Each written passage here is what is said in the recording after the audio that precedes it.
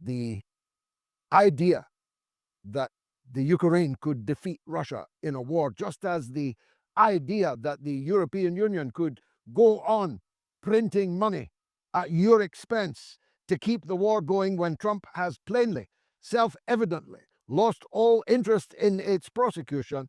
Well, the presence in Moscow of Witkoff, his special envoy, and Kushner, his own son-in-law, was surely a wake-up call for everyone.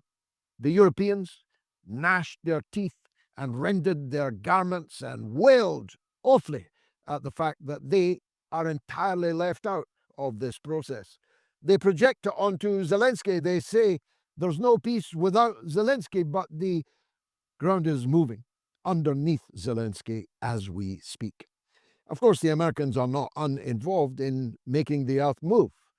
The anti-corruption unit set up by the United States, backed by the United States, and moved by the United States, is set to issue indictments to no less than 77 members of parliament, all of them from Zelenskyy's parliamentary faction.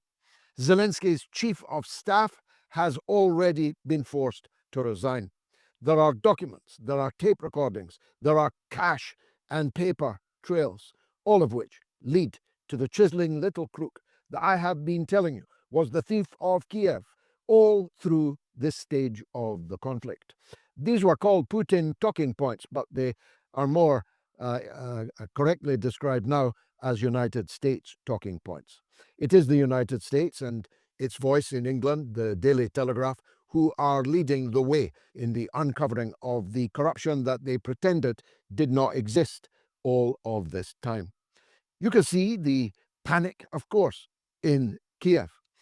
Apparently, a score, 20 Ukrainian politicians have just traveled to Moscow to try to make their own separate peace with the Russian government.